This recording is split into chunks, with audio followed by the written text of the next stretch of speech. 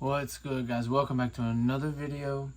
This week we're going to be talking about how to make cuts with a katana. This is my katana. It's not my only katana, but it is the one that I make all of my cuts with because the other one that I have is extremely nice, and when I got my black belt, it was given to me, and I kind of keep it in a sturdy place, that way it doesn't get damaged. But we're going to be using this, so yeah, let's talk about cuts.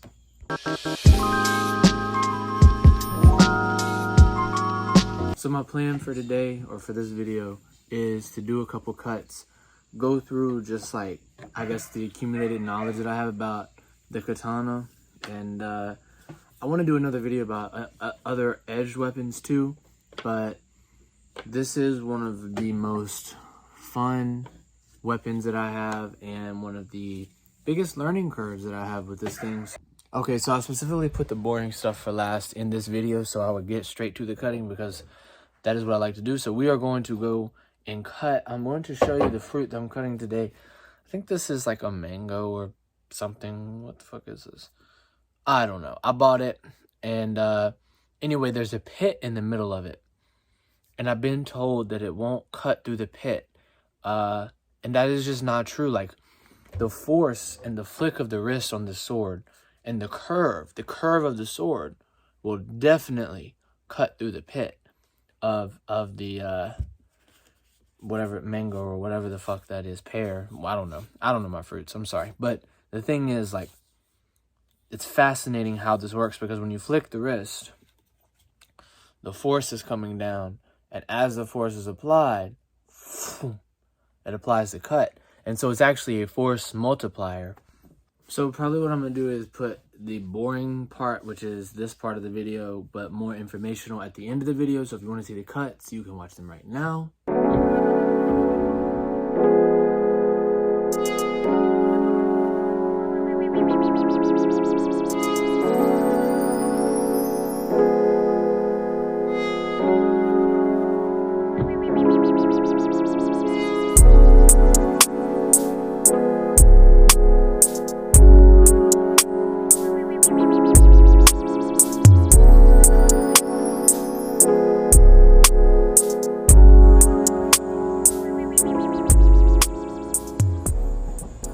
Alright, so here we go. Close look.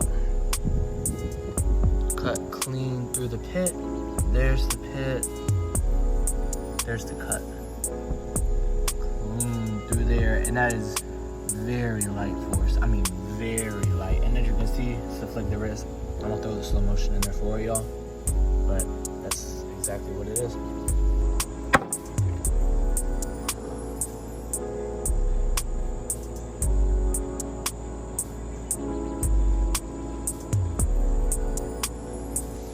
Okay, so now that we cut it, you can see all the debris on the sword here, and here, and here. And we are going to go back and clean it up. So, realistically, you should be cleaning your sword after every use. And obviously we've used it here in battle. You would know, back in the day, you use it. You have to clean it through blood. Fun fact, this thing right here, this indentation that's on both sides, is called a blood groove.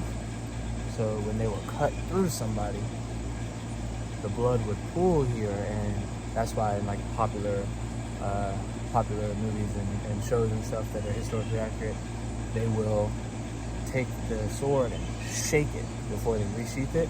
And that's because in the battlefield they didn't really have sword oil and all the cleaning stuff with it.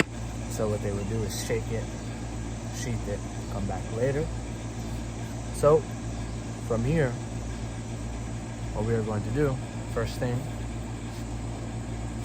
take the sword, take the rag, strip it, everything that's been on the sword today. Doesn't matter if it's a little or a lot, we're gonna get it clean. This sword is kind of a beater katana for me, because I've been training with it a lot, so I really put it through some stuff, but it has done great. And One thing you always want to watch out for that my teacher explained to me is rust. So you don't want to leave anything on your sword. You don't want to leave any semblance of debris or anything like that on the sword. So you're going to want to clean it good, but you're going to want to treat it with respect so you don't cut yourself like I did while filming this. And there we go. We have a clean sword. There should be no oil or anything on the sword. Now what we are going to do, I'm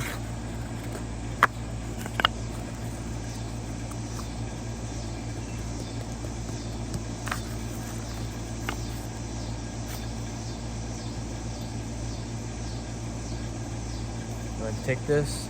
This is powder. Powder the blade. Right here. Powder. Flip. Powder.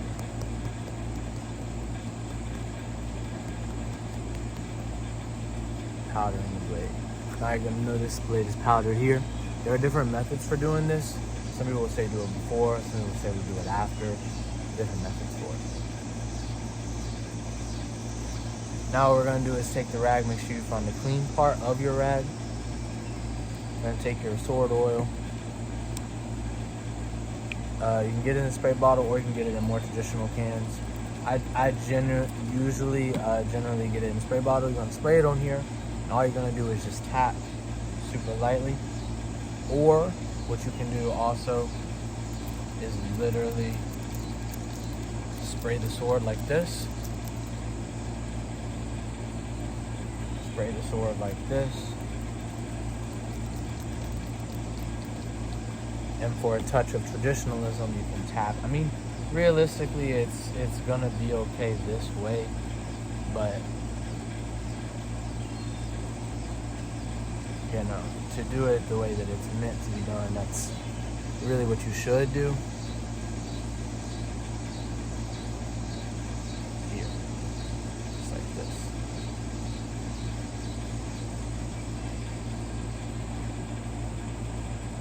Then from there, what you're gonna do is you're gonna take this, full, strip it again. Now from here, you're gonna reapply. Usually what I do is get the oil in the blood groove. And the reason I do that is because it pools in there. And when it pools in there like that, I can typically re-oil it however I need, as needed. So what I'll do is go ahead and put it in the blood groove and tap it in. And it will look like it has an oily finish here. Same exact thing.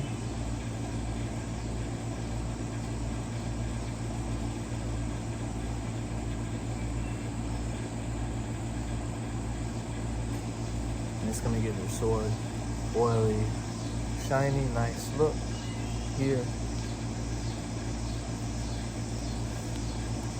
It's gonna feel even better flying through your hands like train.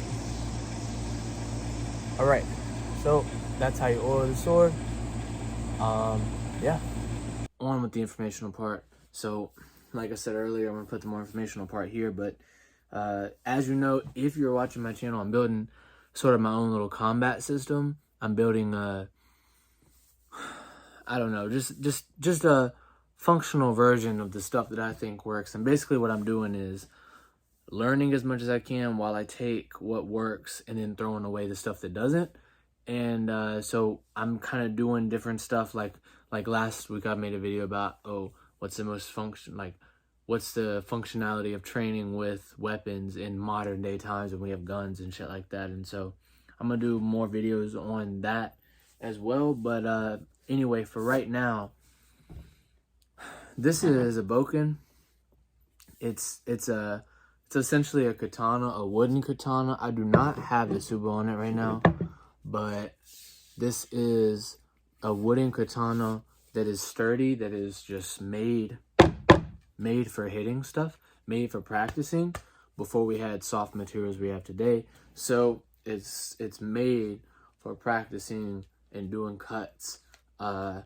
and doing things. And as you're gonna see when I actually do the cut, what you're gonna see is that most of the technique is coming from the wrist here, flick, not slam, which is a lot different than what I really thought it was gonna be. It's a lot different than an eskrima stick or kali stick, which is what I have here, where you just hit something bam, super hard and you hit it.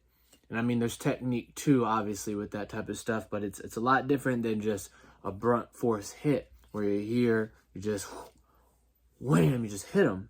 You know what I mean? There's a lot different to that. There's a lot of difference to that. Instead, you're here, there's a lot more. Let me see if I can move this here. Yes, kind of, maybe. Okay, well, just bear with me because this is retarded. Okay, so here, there's a lot more here.